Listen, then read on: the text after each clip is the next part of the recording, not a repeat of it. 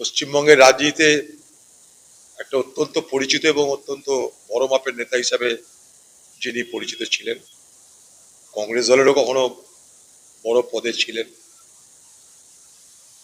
আমি অসুস্থ অবস্থা একবার তাকে দেখতেও গেছিলাম তার বাড়িতে মাঝরাপাড়ায়।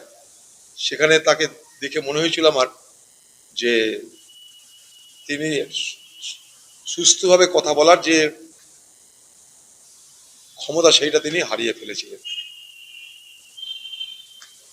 তো যাই হোক, সবাইকে আমাদের আজ না হয় কাল যেতেই হবে, হয় শ্মশান না হয় কবরস্থান। তবে খারাপ তো লাগছে, খুবই খারাপ লাগছে।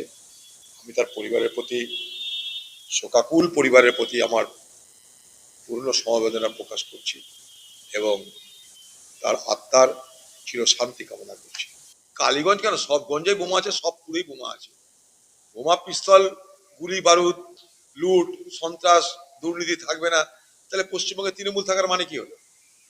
এই বোমা, এগুলো দৃশ্যমান, অদৃশ্যমান বোমার পরিমাণ এর থেকে কয়েক হাজার গুণ বেশি।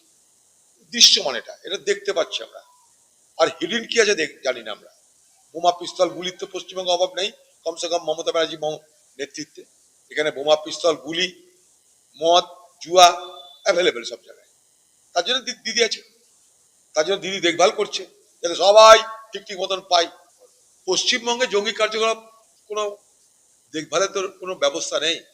পশ্চিমবঙ্গ তো করিডোর, জঙ্গিদের করিডোর, কালো টাকার করিডোর, হিরোইন মাফিয়াদের করিডোর, শিশু পাচারের করিডোর। যে বাংলায় জঙ্গিরা মনে করে যে এ বাংলা তাদের জন্য সেফ হেভেন হবে, এটা চিন্তার বিষয়।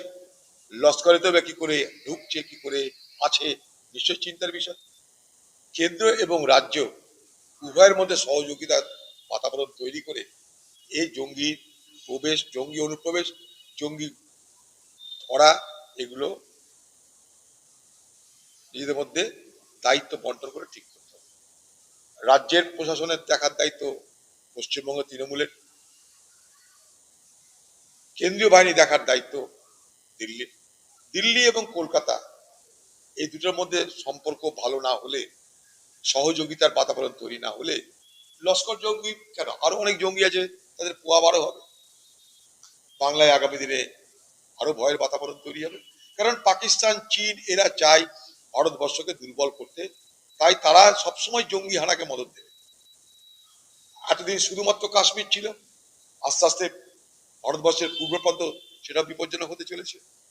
স্বাভাবিকভাবেই দিল্লি এবং কলকাতা উভয়ের মধ্যে সমঝোতার বাতাবরণ তৈরি হওয়া দরকার। এবং বিষয়টা প্রচন্ড জটিল এবং কমপ্লিকেটেড হয়ে যাচ্ছে আস্তে আস্তে। একটা সাধারণ প্রক্রিয়াকে কি করে অসাধারণ করা যায় তার চূড়ান্ত প্রমাণ দিলেও নির্বাচন কমিশন এবং পশ্চিমবঙ্গের তৃণমূলের সরকার। কারণ তাদের দরকার একটা ন্যারেটিভ নির্বাচনে। এর আগে 2021 নির্বাচন হয়েছিল এনআরসি আর এনআরসি, অর্থাৎ এনআরসি আনা হবে, এনআরসি রুখা হবে। এবারে নির্বাচনের ন্যারেটিভ তাই, এসআইআর আনা হবে, এসআইআর রুখা হবে।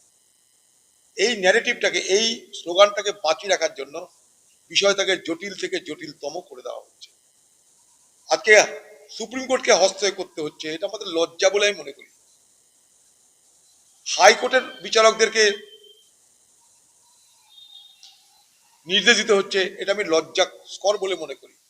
একটা পশ্চিমবঙ্গের প্রশাসন আর দিল্লির নির্বাচন কমিশন, তাদের ক্ষমতা হলো না যে একে অপরের সঙ্গে সহযোগিতা করে যাতে মানুষের অসুবিধা না হয়, যাতে মানুষ হয়রানির শিকার না হয়, তার ব্যবস্থা করতে। এর থেকে লজ্জার, দুর্ভাগ্যের কিছু নাই।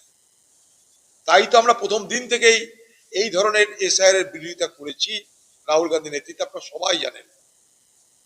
আর এই পশ্চিমবঙ্গ সরকারের দ্বিচারিতা, এটাও দেখছেন। আগেও বলেছি, আজও বলছি, পশ্চিমবঙ্গ সরকারের প্রশাসনের সমস্ত কর্তা ব্যক্তিরা দিদির কথায় ওঠে, দিদির কথায় বসে। তারা সহযোগিতার বদলে বিষয়টাকে আরো বেশি জটিল করতে চাইছে।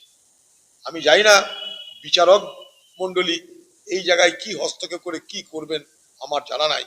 কারণ তাদের এটা সাবজেক্ট বলে আমি তো মনে করি না, তবুও তাদেরকে তো সব সাবজেক্টে পারদর্শী হতে হয়। কারণ তারাই আমাদের বিচারক, তাদেরকে মানুষ ভরসা করে। তাই মানুষ ভরসা করছে এখন, যেহেতু বিচারকরা এসেছে, কোর্টের বিচারকরা এসেছে যারা নিরপেক্ষভাবে রায় দান করে, তাদের প্রতি মানুষের আস্থা ভরসা আছে। তাই বিচারকদের প্রতি এই আস্থা ভরসা নিয়েই অনেক মানুষ, হাজার হাজার মানুষ তারা আজকে অপেক্ষা। পশ্চিমবঙ্গে ভোটের আগে সন্ত্রাসের বাতাবরণ অধিক থেকে অধিকতর হবে, আরো সন্ত্রাস বাড়বে, আরো মারামারি বাড়বে। যত ভোট এগিয়ে আসবে তত বাংলা রক্তাক্ত হবে। আমাদের ভিডিও ভালো লাগলে লাইক এবং শেয়ার করুন। কমেন্ট সেকশনে গিয়ে জানান আপনাদের মতামত। আরও ভিডিও পেতে আমাদের চ্যানেল সাবস্ক্রাইব করুন এবং প্রতি মুহূর্তে খবরের আপডেট পেতে প্রেস করুন বেল আইকন।